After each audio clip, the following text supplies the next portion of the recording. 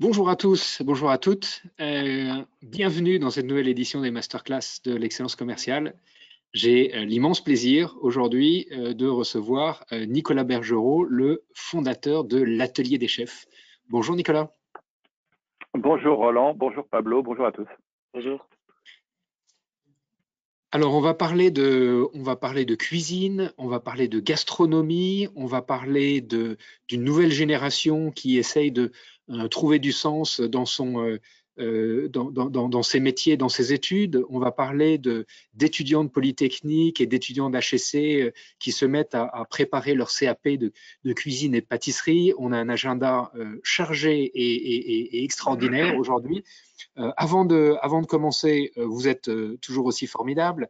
La semaine dernière, vous étiez même un peu plus, je crois, 412 inscrits pour recevoir Michel Barabel, le directeur de l'Executive Master des ressources humaines à Sciences Po Paris, qui nous a parlé de former des collaborateurs antifragiles. Former des collaborateurs antifragiles, les former à l'autonomie, et les former à l'autonomie, c'est aussi les former pour donner du sens à leur métier. Et aujourd'hui, avec Nicolas, on va poursuivre ce sujet. Donner du sens à son métier, donner du sens à son quotidien, c'est souvent retrouver le sens des réalités, retrouver le sens du concret, retrouver le sens du manuel.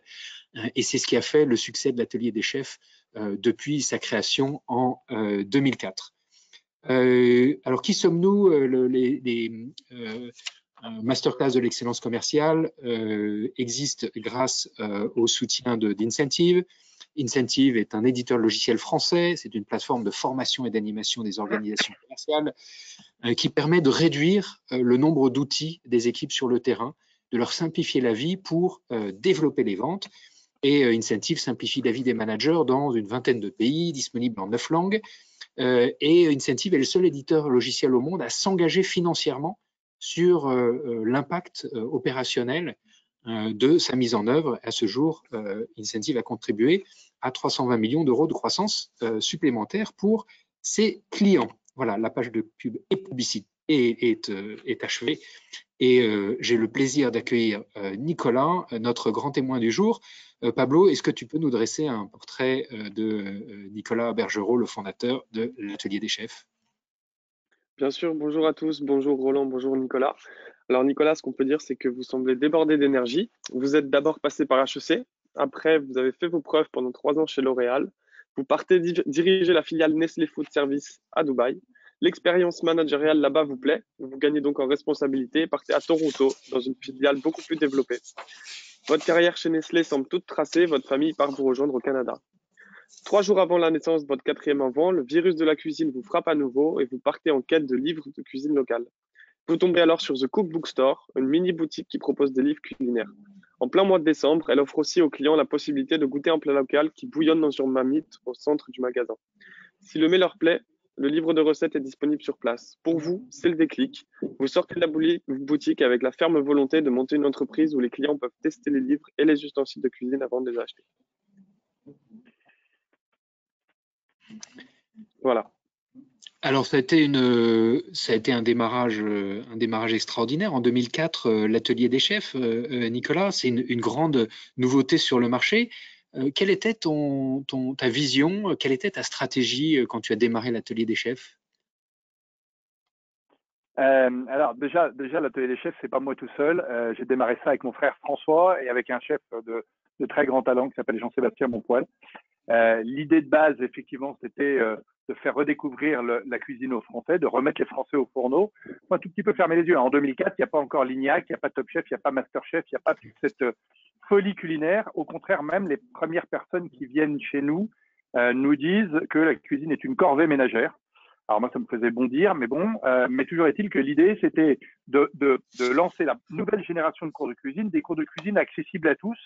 Il y avait déjà le Ritz, le Cordon Bleu, le nôtre, qui étaient des cours de cuisine super haut de gamme, très quali, très longs, très chers. Et nous, on a inventé les cours de cuisine de tous les jours, les cours de cuisine de la vraie vie des vrais gens, avec notamment un cours de cuisine à l'heure du déjeuner qui dure une demi-heure et qui coûte 17 €, qui existe toujours et qui est toujours notre best-seller. Et puis du team building culinaire, proposé aux boîtes de venir faire la cuisine comme une activité de team building. là encore un peu en opposition ou en succession au karting, au saut à l'élastique, tous ces trucs hyper adrénaline. Nous, on a voulu recréer un peu de convivialité. Donc au début, on se lance sur un pari. Objectivement, personne ne croit une seule seconde que ça a des chances de prendre parce que, encore une fois, la cuisine à ce moment-là, c'est aux oubliettes. Tout le monde utilise plutôt des plats cuisinés. Et on se lance avec beaucoup d'ambition, beaucoup d'envie, beaucoup de passion. Et depuis, on s'est éclaté. Et alors, est-ce que tu peux nous dire aujourd'hui, l'atelier des chefs, combien de personnes ça représente, le chiffre d'affaires, la croissance, le type d'activité? Alors aujourd'hui, évidemment, l'atelier des chefs a beaucoup évolué parce que donc ça fait 17 ans qu'on est sur ce marché. On a trois métiers aujourd'hui. Le premier métier, c'est les cours de cuisine. Cours de cuisine en atelier, cours de cuisine en digital. Alors vous imaginez bien que les cours de cuisine en atelier depuis le Covid, c'est un peu la bérésina. On est tous dans les starting blocks pour réouvrir le 9 juin. Donc vous pouvez que d'ores et déjà réserver votre cours de cuisine sur atelierdechefs.fr évidemment. Ces ateliers, en gros, toutes les activités autour des ateliers, c'est une dizaine de millions d'euros de chiffre d'affaires et c'est une cinquantaine de personnes. On a 9 ateliers en France, à Paris et en province, et on reçoit à peu près 150 000 personnes qui viennent dans nos ateliers prendre des cours de cuisine tous les ans, donc des clients individuels et puis des groupes en team building. Deuxième activité, du marketing culinaire. On travaille avec toutes les marques de l'agro, les marques de matériel de cuisine, les marques de distributeurs pour faire leur marketing culinaire, c'est-à-dire créer des recettes, faire des photos, des vidéos, organiser des cours dans nos ateliers, des cours en ligne qui utilisent les produits de l'agro. Comme on est des cours de cuisine du quotidien, on utilise des bouillons en cubes, on utilise des sauces tomates apertisées pour montrer comment on peut les magnifier avec quelques gestes, quelques techniques. Et puis troisième métier, et c'est celui qui a le plus de développement potentiel dans les années à venir, c'est la formation professionnelle digitale. On a lancé il y a 3 ans maintenant des préparations au CAP cuisine, puis CAP pâtissier et CAP boulanger en ligne. Là, on va présenter 500 candidats quand même au CAP là, au mois de juin. Donc, on est devenu un très gros centre de formation. Et puis, en plus de la cuisine, de la boulangerie et de la pâtisserie, eh bien, on élargit nos métiers vers des métiers de l'artisanat et du service à la personne. 4 nouveaux CAP en ce début d'année, coiffure, esthétique, petite enfance et auxiliaire de vie. Et voilà, ça commence à prendre et on devient une très grosse plateforme de formation digitale à ces métiers de l'artisanat et du service à la personne. Extraordinaire ces virages, et on aura l'occasion d'en reparler tout à l'heure. Comment est-ce que le Covid a impacté ton activité? Comment est-ce que tu t'es adapté? Du jour au lendemain, on a été pris dans ce maelstrom. Comment tu as adapté l'atelier des chefs? Alors, le Covid, évidemment, ça a été une énorme claque pour nos ateliers et énorme claque pour toutes les activités qui tournent autour des ateliers. On a un atelier des chefs mobile. L'atelier des chefs mobile, il peut organiser des cours de cuisine où vous voulez, quand vous voulez, en termes de team building, mais aussi faire des animations culinaires dans les supermarchés, dans les hypermarchés. Tout ça, ça s'est arrêté net le 15 mars 2020. Et donc, il a fallu d'abord réagir très vite pour mettre en place toutes les mesures de chômage partiel, d'économie dans tous les sens. Dans le même temps, notre activité de conseil marketing, elle a continué. Elle s'est pas si mal portée que ça parce qu'en fait, le business qui a bien réagi et qui a bien résisté au Covid, c'est le business de l'alimentaire et de la grande distrib. Donc, il y a eu encore besoin de créer des recettes, de faire des photos, de faire des vidéos. Et puis surtout, dans le même temps, comme tout le temps qu'on ne passait plus, entre guillemets, à gérer les ateliers, on l'a mis à fond, on s'est focusé totalement sur les formations digitales qu'on avait initiées quelques années avant, mais pour lesquelles on n'avait pas mis assez de focus. Là, on est allé à fond travailler dessus sur les formations existantes, se poser la question de savoir s'il y avait un business model pour l'avenir, finalement choisir les 4 premiers métiers hors du monde de la cuisine et puis accélérer à fond. Donc, voilà, je me moquais un tout petit peu de l'espèce de tarte à la crème de l'idéogramme chinois qui dit crise, opportunité, menace. Et ben, objectivement, on est en train de le vivre. Cette crise, elle est très dure. On a encore 42 personnes au chômage partiel et je pense à elles tous les jours et j'ai hâte de les revoir dans nos ateliers le 9 juin. Pour autant, c'est vrai que ça nous a permis de travailler à la nouvelle vie future de l'atelier des chefs. Il y aura toujours les ateliers, évidemment, mais cette formation digitale, c'est une autre opportunité stratégique. Et alors, quel impact ça a eu sur la rentabilité de l'entreprise? Alors, clairement, l'année 2020, puisqu'on vient d'en sortir les comptes, catastrophe totale. Parce que quand même, notre activité d'atelier s'arrête du jour au lendemain. C'est à peu près 10 millions. Et 10 millions en 2019, c'est 2 millions en 2020. Donc, moins 8 millions, ça ne se rattrape pas comme ça. Et même si, objectivement, le monde de la restauration a été bien aidé. Et quand je parle du monde de la restauration, c'est le monde de la restauration qui publie ses comptes et qui fait du business propre. Tous les restaurateurs qui gueulent parce qu'ils crèvent de faim, c'est parce que probablement ils déclaraient pas tout leur chiffre d'affaires. Je vais pas me faire que les copains, mais j'avais envie de le dire. Bon. Donc toujours est-il qu'on a été assez bien aidé, ça nous a évité de mourir sur place. Et puis la formation, la formation digitale, elle était sur la voie de lancement, donc elle a formidablement progressé l'année dernière en triplant à peu près son chiffre d'affaires de 800 000 à 2,4 millions, mais ça n'a pas suffi pour combler les pertes des ateliers, bien entendu. Donc on espère bien, donc l'année 2020, une catastrophe totale, hein, des pertes très importantes sur l'ensemble de l'entreprise. En revanche, on espère bien en 2021, à la faveur d'une reprise au milieu de l'année des ateliers et d'une continuité de l'accélération des formations digitales, retrouver non seulement de l'équilibre, mais du profit, croissance de chiffre d'affaires et du profit sur le tout. D'accord.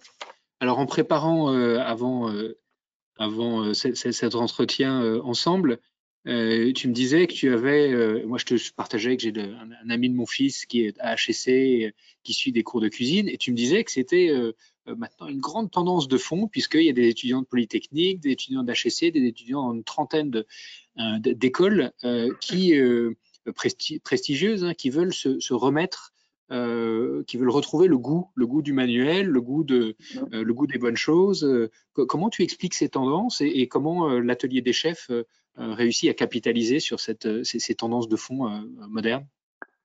Alors, d'abord sur la tendance des métiers de la main. Ce qui est sûr, c'est qu'il y a une fantastique loi qui a été votée fin 2018 et dans les décrets ont été publiés début 2019 qui revalorise l'apprentissage et donc par là même tous les métiers qui s'apprennent qui se font avec la main. Bon. Donc, on va observer dans les années qui viennent un regain d'intérêt très important pour tous ces métiers qui ont été tellement dévalorisés depuis 30 ans. Hein. En 81, il y a un ministre qui a dit qu'il faut qu'il y ait 80% d'une génération qui ait son bac. Je pense que c'est la plus grosse connerie qui soit, parce qu'à partir de là, on a dévalorisé toute la filière de l'apprentissage, toute la filière des métiers de l'artisanat et du service à la personne. Enfin, donc, il y a une tendance de fond. Et là-dessus, cette tendance de fond, effectivement, elle se retrouve dans les grandes écoles où nous avons aujourd'hui 300 élèves des plus grandes écoles, commerce, ingénieurs et fac, qui se sont inscrits au CAP cuisine, pâtisserie et boulangerie. Et là, on vient d'ouvrir, comme je vous le disais, coiffure, esthétique, et puis on va ouvrir petite enfance et auxiliaire de vie. Et là, on a une jeune étudiante qui est en master de physique, en ce moment en master de physique, et qui vient de s'inscrire au CAP coiffure, parce que certes, elle fait un master de physique, mais sa passion, c'est la coiffure. Alors, est-ce qu'elle va devenir coiffeuse? J'en sais rien. Mais en tout cas, il y a une espèce de rapprochement entre les aspirations des élèves de grandes écoles et ces métiers de l'artisanat. Et le directeur d'HEC, Loïc Perrache, HEC, 57 élèves du campus en ce moment qui sont inscrits au CAP. C'est juste hallucinant et c'était 30 l'année dernière. Donc, il y a une progression exponentielle. Et Loïc Perrache me disait, en fait, les étudiants en ce moment, ils ont un peu moins envie d'aller faire du conseil, de la strat, de la banque d'affaires. D'ailleurs, même ceux qui sont en banque d'affaires, en ce moment, ils gueulent parce qu'ils ont des horaires de fou. Ils veulent redonner du sens à leur vie, redonner du sens à leur carrière. Quoi de mieux pour ça que de se lancer dans le business, évidemment, mais sur des métiers manuels. Alors nous, on était très précurseurs quand on a lancé l'atelier des chefs en 2004. C'était un concept de restauration, mais qui avait véritablement une vocation à devenir un business. Plus récemment, vous avez tous entendu parler de Big Mama, les deux mecs qui est d'HEC, qui montent une boîte de restauration qui est exceptionnelle dans sa croissance et dans sa qualité.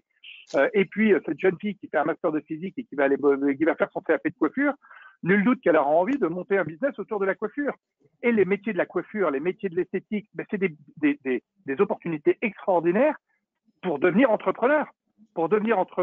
Et monter. Enfin, on a rencontré toute l'équipe de Franck Provost. Franck Provost, il a un CAP de coiffure, il a 1000 salons de coiffure. Donc, il y a beaucoup d'HEC ou de polytechniciens qui pourraient prendre exemple sur Franck Provost, sur sa capacité à entreprendre.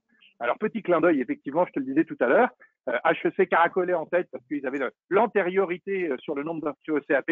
Là, depuis le début de l'année 2020, l'école qui est en tête du nombre de CAP, d'élèves qui vont passer le CAP avec nous, c'est l'école polytechnique, avec 8 inscrits depuis le début de l'année, 6 garçons, 2 filles. Et pour moi, c'est un clin d'œil extraordinaire de voir ce rapprochement des classes laborieuses différentes, très opposées qui se rapprochent. Et en tant qu'ancien élève de l'école polytechnique, je suis ravi que l'école polytechnique se distingue aussi par son intérêt à ces métiers manuels. Il y a quand même un contraste entre, d'un côté, cette vision de toute une génération qui a besoin de retrouver du sens, de retrouver du manuel, et ta proposition de valeur qui est de dire je vais digitaliser ces formations.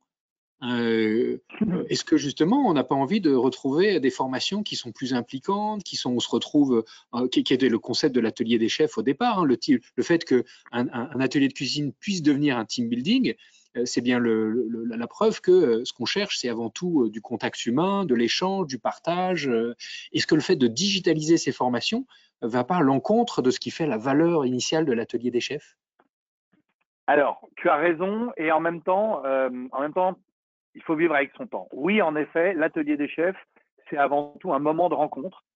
Et je crois que les gens qui parlent de ce qu'ils ont pu vivre dans nos ateliers, ils parlent d'une expérience. Ils ne parlent pas d'un cuisine, ils parlent d'une expérience, d'un moment assez lunaire où les gens travaillent, cuisinent ensemble avec un chef, se valorisent eux-mêmes. Enfin, voilà, il y a un truc qui se passe qui est incroyable. Quand Jean-Seb nous a dit on va prendre la cuisine, la pâtisserie, la boulangerie, on va en faire des formations digitales, on l'a regardé avec des yeux un peu circonspects en disant mais t'es sûr que ça peut marcher et est-ce qu'effectivement on va pas un peu à l'encontre de cette vocation à rassembler. Alors d'abord, il fallait prouver que techniquement ça marche. Et c'est la raison pour laquelle Jean-Seb nous a dit on ne va pas se lancer dans la formation professionnelle, formation continue à travers notre plateforme digitale. On va faire passer le CAP en candidat libre. Et le CAP, c'est un examen de l'éducation nationale. Et donc, nos candidats préparent le CAP, vont passer l'examen en présentiel. Et attention, ce n'est pas parce que la formation est en digital qu'il ne faut pas faire de la cuisine ou qu'il ne faut pas faire des coupes de cheveux. Dans la formation digitale, on doit non seulement suivre un parcours digital important pour apprendre la saison des ingrédients, comment faire lever un filet de poisson et comment faire une pâte à choux, ou bien comment faire une frange ou une tresse. Et puis après, il y a des exercices pratiques. Ces exercices pratiques donnent lieu à des photos et des vidéos que chaque apprenant doit faire et doit poster sur la plateforme. Et nous, on corrige. Petit aparté, quand on doit faire une coupe, on peut la faire sur des copains ou sur ses enfants. Quand on doit faire un menu entrée, plat, dessert pour 4 personnes, ben évidemment, on invite des gens, des copains ou des familles pour tester le menu qu'on a préparé. Bah. Mais ça reste effectivement quand même assez individualiste. Mais ce qu'il faut bien voir, c'est que sur notre plateforme, la plateforme, c'est une plateforme très interactive, un peu un Facebook de l'apprentissage. Et les gens se tirent la bourre entre eux. Une fois qu'ils ont fait leur beau chou à la crème en forme de cygne, ils vont publier une photo de leur chou à la crème en forme de cygne. Moyennant quoi, tout le monde va pouvoir liker, dire bah, tes choux à la crème sont formidables. Et donc, il y a un effet de groupe qui se crée. Et même, cerise sur le gâteau, on est en train de proposer à des boîtes, alors ça reboucle avec notre team building, on est en train de proposer à des boîtes de faire la promo au sein de leurs collaborateurs de nos CAP pour que les collaborateurs utilisent leur CPF, vous savez, ce fameux compte personnel de formation, pour faire une formation à la cuisine, à la pâtisserie, à la coiffure, à l'esthétique, mais qu'ensuite on rassemble tout ça dans des cohortes pour faire une sorte de team building à distance de concours de cuisine ou de concours de coiffure. Bon, tout ça pour dire que oui, tu as raison, c'est moins immédiatement dans l'échange et dans le présentiel. Il n'empêche que tous ces métiers, quand on est cuistot, quand on est pâtissier, quand on est coiffeur, quand on est esthéticienne, qu'est-ce qu'on va faire? On va travailler pour les autres, avec les autres, donc on va recréer ce lien social. Donc notre plateforme, on essaie de la rendre aussi technique, aussi pragmatique, aussi qualitative que possible, mais avec ce côté profondément humain du métier auquel on s'adresse. Alors de cette expérience, qu'est-ce qu'un directeur commercial qui nous écoute peut tirer sur le sujet de l'animation d'une communauté autour de passion, autour d'un engagement collectif?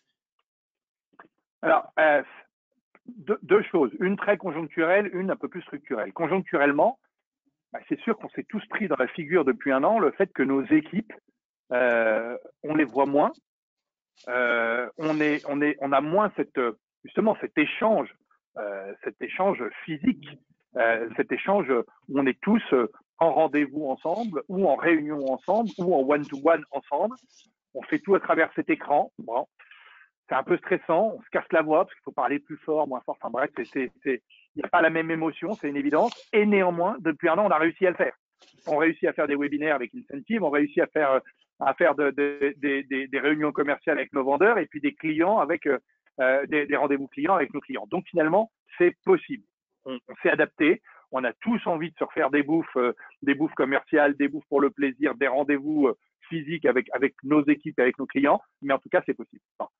Après, il me semble que de toute façon, ce qui compte, c'est quelques mots-clés: cohérence, transparence et une forme de vérité. Cohérence, il faut que ce qu'on vend soit pas tarabiscoté. Tu le disais tout à l'heure, vous lancez des formations digitales alors que vous faisiez des cours de cuisine présentiels.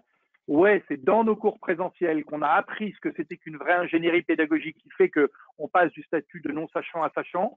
On a transposé ça sur une plateforme digitale et pour autant, on arrive encore à faire des lives de cuisine où on rassemble tout le monde avec plein de gens qui posent des questions.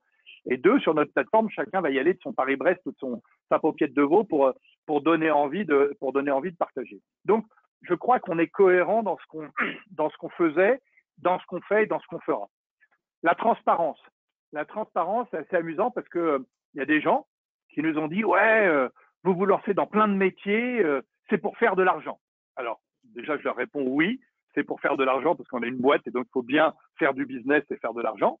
Et néanmoins, cette transparence m'oblige à dire que ce qu'on a vécu en 2004, de revaloriser la cuisine et donc ceux qui la font, et donc les professionnels qui la font aussi, ceux qui la font à la maison et les professionnels qui la font, eh ben on a envie de reproduire ça sur plein d'autres métiers. Parce que c'est vrai que je trouve ça un peu désespérant d'entendre les parents dont je fais partie, les directeurs d'école dire « Alors, t'es mauvais, tu vas aller faire apprentissage coiffure » ou « T'es mauvais, tu vas aller faire apprentissage menuiserie ». Non, il y a des jeunes qui ont cette vocation, qui sont peut-être moins scolaires que d'autres, mais qui ont cette vocation, il faut y aller. Donc cette transparence de dire voilà, on le fait et pourquoi on le fait, ça c'est important. Et donc finalement, il faut être en vérité, expliquer de manière très précise, très claire ce qu'on a envie de faire, pourquoi on a envie de le faire et quelle est la mission qui nous anime. Chez nous, la mission, c'est aider chacun à s'accomplir en faisant un steak tartare dans sa cuisine ou en devenant coiffeur professionnel. Et ben, aider chacun à s'accomplir, ça guide un peu toute l'entreprise, toutes les équipes de l'entreprise et puis d'une certaine façon les clients de l'entreprise. Tu parlais de live tout à l'heure. On a un grand challenge chez beaucoup de nos clients, c'est l'animation des séminaires qui ont été très largement digitalisés et qui seront, notamment pour des équipes internationales, encore durablement digitaux. Quelles sont les recettes ou les avancées, soit techniques, soit méthodologiques, que vous avez mises en œuvre, découvertes, avancées, enfin, qui permettent à un live d'être engageant sur le collectif? Alors, dans 8 jours, on va faire, je crois, notre 50e ou 70e live team building culinaire. J'étais le premier à dire ça, désolé, mais c'est pas nous. Soit 10 personnes, 20 personnes, 100 personnes, peu importe, chacun dans sa cuisine, en train de cuisiner chacun pour soi. Là, ça me paraissait atroce. Et puis, on a développé une plateforme, ce qui fait que le 15 mai, c'est pas 10 personnes, 20 personnes, c'est 1000 personnes qu'on va avoir d'un très gros groupe énergétique français. 1000 personnes qui vont cuisiner ensemble la même recette. Et je vous assure qu'on a réussi à recréer avec Kathleen, notre chef, avec l'équipe de prod, 4 caméras, des chats dans tous les sens pour pouvoir échanger. Et puis ce ton qui permet d'emmener les gens dans une histoire de partage d'un moment culinaire. Et ben on a réussi à recréer presque la même ambiance que ce qu'on avait dans nos ateliers. Alors, cela dit, on a appris. La première fois qu'on a fait un team building culinaire, on avait été convaincu par l'entreprise qu'ils faisaient qu'ils faisaient tous leurs séminaires en Zoom et donc ils voulaient absolument que le cours de cuisine soit en Zoom. Alors là, on avait 20 personnes en Zoom qui se coupaient la parole tout le temps. Dès qu'il y en avait un qui faisait tomber le couteau dans la cuisine, ça coupait la parole de la chef. Les enfants braillaient derrière, c'était le cauchemar. On n'entendait plus la chef, on voyait rien, on voyait la cuisine des gens. Or, la cuisine des gens, c'est un lieu extrêmement intime que les gens n'ont pas envie de montrer. Et cerise sur le gâteau, on avait les collaborateurs, les 20 personnes qui faisaient leur cuisine chacun pour eux. Et dans le fond, parfois, on voyait le conjoint et les enfants qui bouffaient leur coquillette de jambon alors que le conjoint, enfin, le salarié était lui en train de se faire un plat fantastique. Alors, on arrête tout. Maintenant, c'est nous qui reprenons les rênes. Et ce sera un menu simple, super qualitatif, hyper beau, hyper bon, mais pour toute la famille. Donc, on travaille pour 4 en moyenne, et puis si c'est pour 5 ou 6, on se débrouille. On veut plus voir les cuisines des gens. On a amélioré la qualité du chat, mais on veut plus voir les cuisines des gens parce que c'est trop intime et que y en a plein qui veulent pas montrer leur cuisine parce qu'elle est pas belle, parce qu'elle est pas propre, parce qu'elle est pas grande, parce qu'elle est pas je sais pas quoi. Et puis troisièmement, on mise tout sur la qualité de la prod et sur la qualité de la modération pour qu'à la fin, les gens soient fiers sur une plateforme ad hoc de déposer leurs photos et de dire bah voilà, mon suprême de volaille, crème de moutarde à l'ancienne et sa sucrine rôtie, paf, voilà ce que moi j'en ai fait, voilà toute ma famille qui le montre. Et là, on est presque arrivé à reproduire les team building qu'on faisait avant. Et je dirais que c'est même mieux parce que dans les team building qu'on faisait chez nous, c'était que les salariés, alors que là, toute la famille profite du team building. Là, c'est sur le collectif. Maintenant, sur l'individuel, qu'est-ce qu'a apporté le digital pour permettre le sentiment d'accomplissement qui est si important dans les leviers de motivation? Ben, cette plateforme digitale dont tu parlais et dont tu dis qu'effectivement, et tu as raison, que c'est moins bien, ou en tout cas, c'est moins impliquant que de faire du présentiel. La plateforme digitale, l'avantage, c'est que n'importe qui peut avoir accès à notre plateforme digitale à travers ça. D'accord? Donc, à travers son portable, matin, midi, après-midi, soir, très souvent dans les transports en commun, on voit les gens qui se connectent et qui vont apprendre avant de pouvoir pratiquer. Ça n'empêche pas qu'encore une fois, dans nos formations, il y a cette partie théorie et la partie pratique. Et puis, on est aussi en train de tisser un énorme réseau de partenaires, de CFA partenaires, de centres de formation des apprentis, parce qu'on a quand même beaucoup de gens qui apprennent sur notre plateforme, qui disent, moi, j'aimerais bien faire un petit stage en plus, histoire de maximiser ma formation. Et donc, on va pouvoir organiser dans tous les CFA partenaires des stages de cuisine, des stages de coiffure, des stages d'esthétique, faire passer des examens, des CAP évidemment, mais c'est un peu contraignant le CAP, des titres professionnels, des CQP en entreprise. L'idée, c'est vraiment d'offrir avec cette plateforme une accessibilité à la formation qu'on avait un peu perdue. C'est-à-dire en France, on a tendance à se former au début de sa vie. Et puis après, il n'y a qu'une élite qui a droit à pas mal de formations pour cadres surdiplômés qui ont besoin d'améliorer leur capacité à parler en public ou à jouer avec Excel. On oublie qu'il y a des tonnes de gens qui d'abord s'emmerdent un peu dans leur métier, ont envie de faire autre chose, ont envie de se former sur une passion dont ils envisagent que ça puisse devenir leur métier. Et là, le digital, pour le coup, est un outil exceptionnel pour rendre tout le monde plus maître de sa formation. Et toute la réforme de la formation, elle est dans ce sens-là. C'est redonner la main aux salariés pour qu'ils utilisent leur budget de formation pour se former sur ce dont ils ont le plus besoin. Et bien avec iChef Pro, avec notre plateforme de formation digitale, aujourd'hui 7 métiers, demain une trentaine, pour ouvrir la palette des formations possibles à tous. Donc, on a vu l'animation collective en live, on a vu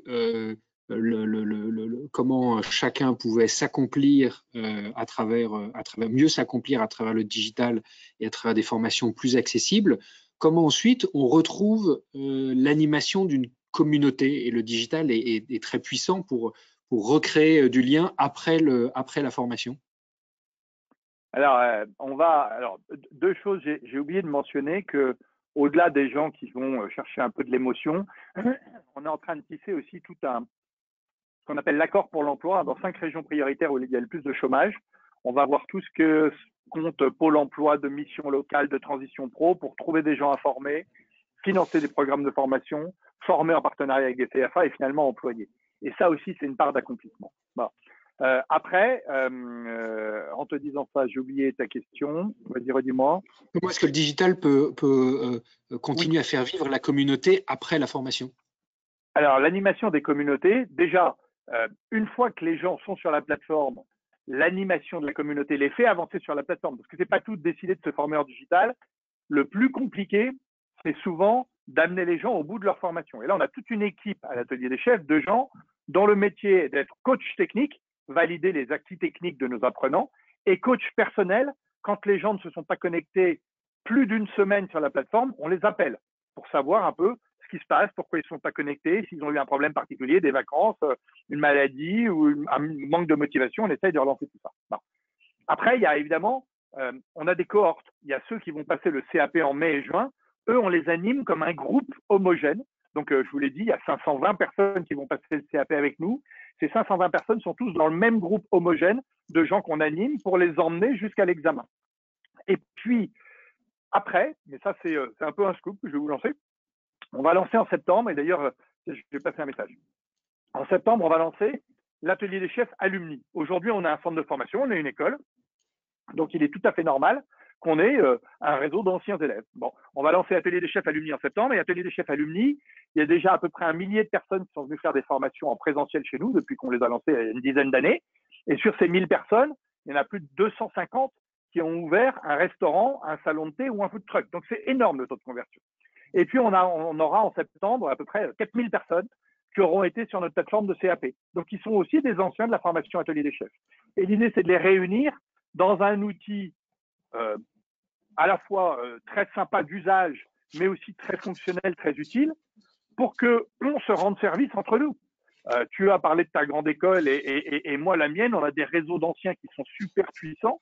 Et on sait bien que si on appelle certains d'anciens de nos réseaux, eh ben, on va avoir une écoute bienveillante. Et ben, moi, je voudrais que tous les anciens de l'atelier des chefs se retrouvent sur une plateforme où l'écoute sera bienveillante également et où le réseau jouera pour continuer à animer la communauté. Alors, l'appel que je voulais passer, c'est que s'il y a quelqu'un qui nous écoute et qui a une chouette plateforme, pas trop onéreuse, sur laquelle je peux mettre entre 4 et bientôt, j'espère bientôt, 10 000 personnes pour les fédérer un peu comme une sorte de Facebook professionnel. Alors, il y a un Facebook professionnel qui s'appelle Workplace, mais qui va passer en payant et qui coûte un bras. Donc, je cherche un truc pas trop cher, mais en tout cas, ça m'intéresse. Voilà.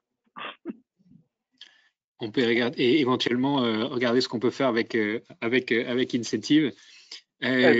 C'est absolument passionnant comment finalement tu as réussi à révolutionner l'accès à ces formations de métiers manuels et donner le sentiment à des gens d'horizons très différents qui pouvaient s'accomplir d'une autre manière. Pour conclure, puisque malheureusement on arrive à la fin de cet entretien des 30 minutes et notre promesse est dans 30 minutes vous êtes libre. Est-ce que tu aurais une phrase fétiche qui te motive, qui te donne de l'énergie dans ta vie d'entrepreneur? Alors, il y en a deux. Une qui me motive, qui est Aide-toi et le ciel t'aidera.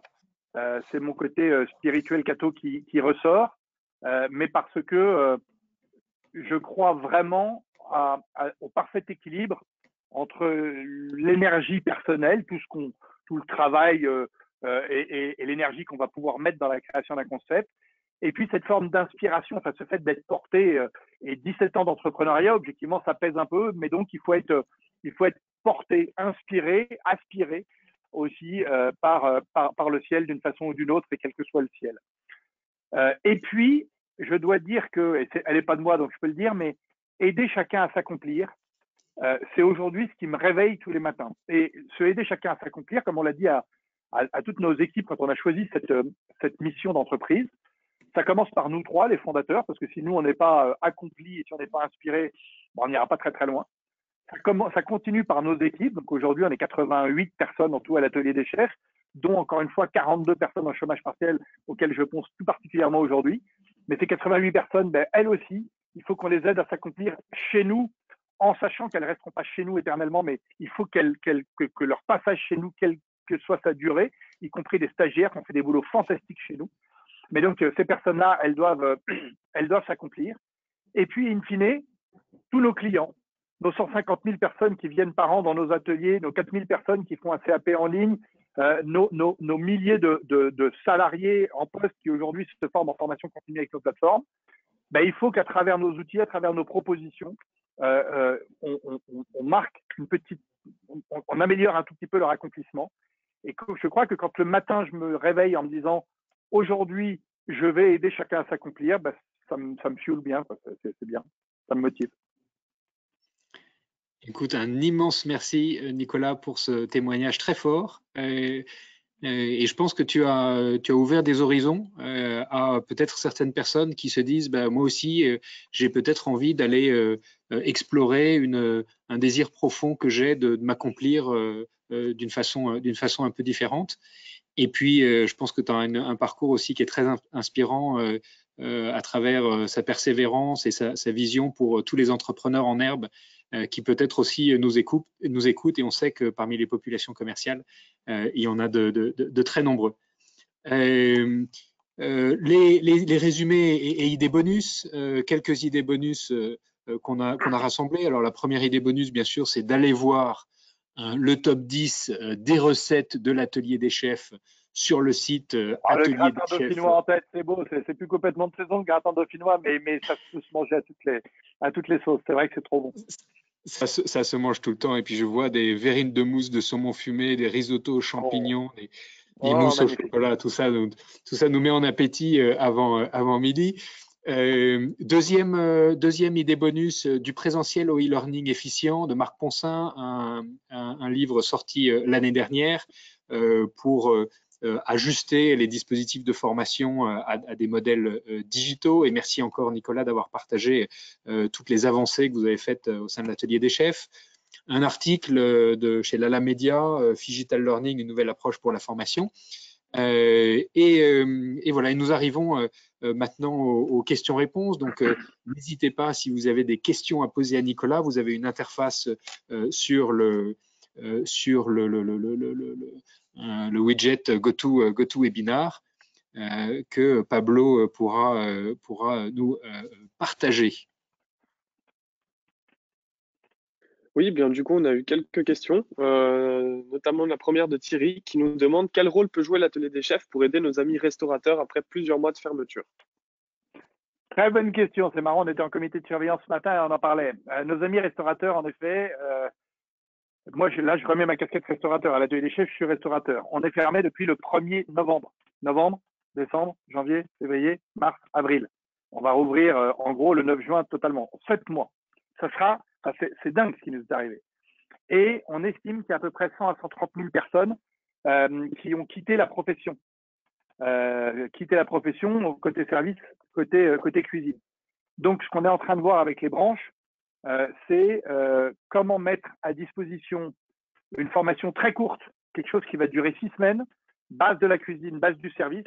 Il faut qu'elle soit financée, cette formation. Hein. Les restaurateurs qui sont déjà totalement exsangues, ils ne vont pas pouvoir se la payer eux-mêmes, mais il faut qu'elle soit financée par les OPCO. Donc, je fais appel, s'il y a aujourd'hui des gens des OPCO, de Acto qui nous écoutent, il faut que cette formation soit financée et on y travaille, on vous rencontre pour ça, pour mettre à disposition cette formation de remise en marche. Alors, il va y avoir former les gens qu'on va pouvoir recruter pour remplacer ceux qui sont partis, et puis remettre dans le rythme ceux qui sont restés, ceux qui attendent l'ouverture avec impatience. Ce que je peux vous dire en revanche, pour l'exemple qu'on voit de nos équipes, c'est qu'ils ont faim, nos équipes. Ils ont faim de vous voir, ils ont faim de vous accueillir. Donc, le 9 juin, quand on va ouvrir, parce que nous, on ne peut pas ouvrir le 19 mai, on n'a pas de terrasse, mais le 9 juin, quand on va ouvrir, on vous attend nombreux, individuels et en groupe, et on aura remis tout le monde dans le bain, et on vous assure, nous, à l'atelier des chefs, et puis tous les restaurants, qu'on va vous faire vivre des instants fantastiques. Merci beaucoup. On a une autre question. Donc, bonjour, parmi ces étudiants et jeunes diplômés attirés par les métiers manuels, ne pensez-vous pas qu'ils soient aussi biaisés par le côté romantique du métier manuel et créent une désillusion après quelques mois ou années dans le métier? Eh bien, non, je ne crois pas du tout. Je ne crois pas du tout parce que objectivement, ces métiers, ils sont dingues. Moi, quand je me suis retrouvé le 12 juillet 2004 à ouvrir l'atelier des chefs, après 13 ans de grosses boîtes assis derrière mon ordinateur, avec des jobs passionnants. Enfin, moi, j'ai adoré mes années chez L'Oréal et chez Nestlé. Mais tout d'un coup, je me suis retrouvé au turbin, mais au vrai turbin. Hein. On allait faire les courses chez Métro le matin, on faisait la plonge, on servait les gens, on disait bonjour, on disait au revoir, on servait de la caisse enregistreuse. Mais c'était fantastique. C'était fantastique. Alors, je ne dis pas que c'est facile, mais c'est quand même plus épanouissant, à mon sens. Enfin, c'est plus épanouissant. Non, c'est pas une comparaison. Mais ceux qui le veulent, ils vont s'éclater autant dans un métier manuel, à développer du business autour d'un métier manuel, que d'être derrière leur ordi à faire de la strat toute la journée, quoi. Donc, non, il n'y aura pas de désillusion. Et si vous interrogez ceux qui récemment ont lancé des concepts de restauration, j'ai parlé de Big Mama tout à l'heure, mais il y a Paris New York, il y a plein de chouettes chaînes lancées par plein de diplômés de plein d'écoles. Je ne crois pas qu'ils regrettent beaucoup leur choix et je pense que vraiment c'est une tendance de fond. On a également Thierry qui nous avait posé la première question, qui nous demande comment vous faites pour garder la ligne après tant d'années dans les partages de recettes. Alors d'abord, je ne l'ai pas complètement gardé. Si vous retrouvez des photos de 2004, le gars a un peu pris quand même. Et puis quand même, on dépense beaucoup d'énergie pour faire tourner cette boîte. Donc c'est peut-être ça qui me permet de ne pas avoir doublé de volume. Enfin bon, j'ai un peu pris quand même. Entendu. Et une dernière question, qu'en est-il de votre développement à l'international? Est-ce que vous avez des ambitions futures? Alors, très bonne question. Pour l'instant, totalement. Ateliers. On a eu des ateliers à Londres, à Dubaï et à Bruxelles. Les derniers qu'on a fermés, c'était à Londres l'été dernier. On les a fermés à cause du Covid, parce que là, pour le coup, il n'y avait que du business de team building et on savait qu'on ne ferait pas un sou de team building avant maintenant ou même un peu plus. Et comme il n'y a pas du tout les mêmes aides en Angleterre qu'en France, on n'avait juste pas les moyens de se payer les 3/4 de millions d'euros de loyer qu'on avait pour 2 unités là-bas. Bon, donc fin de l'aventure internationale sur les ateliers. Aujourd'hui, nos ambitions de déploiement des formations professionnelles en digital sont très franco-françaises. Néanmoins, tous ces métiers dont on parle aujourd'hui, la cuisine, la beauté, et même dans une certaine mesure, tous ces métiers qui ont fait la France, la culture de la France, je pense que d'abord, dans chaque pays, il y a des charpentiers et il y a des plombiers. Donc, qui sait si quand on aura bien marqué notre territoire et bien, pas préempter le marché, mais vraiment positionner l'atelier des chefs comme la plateforme de référence de la formation professionnelle en digital ou en blended learning des métiers de l'artisanat et des services à la personne. Qui sait si on partira pas de nouveau à la conquête de l'international, mais ok, l'international, on a payé pour voir, c'est super glamour. Tout le monde dit, mais alors l'international, quand est-ce que vous y allez? Eh ben, c'est super casse-gueule, c'est vraiment pas facile, et donc il faut d'abord bien sécuriser le business français avant de se lancer dans le monde entier. Entendu. Et on découle une question du coup de personnel. Est-ce que vous, donc là c'est pour votre développement à l'international, mais si les formations que vous avez lancées, les nouvelles, on connaisse un franc succès, ce dont je ne doute pas du tout, est-ce que vous pensez aller encore plus loin dans d'autres formations de CAP? Ah oui, cette formation aujourd'hui, on a listé là au cours des 2-3 dernières semaines les 8 prochaines qu'on va lancer.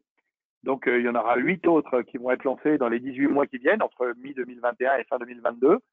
Et on en a encore, après, on en a une cinquantaine dans une shortlist dans laquelle on doit sélectionner celles qui auront le plus de potentiel. Et attention, le plus de potentiel, c'est simplement faire passer dans des tamis du nombre de recherches Google de gens qui veulent se former sur ce créneau, du nombre de recherches d'emploi, enfin d'offres d'emploi sur ces métiers, parce que je ne vais pas former en digital au stats et à la psycho, ça, je sais que l'éducation nationale le fait très bien, puis qu'il n'y a pas de job, enfin il y a moins de jobs en face.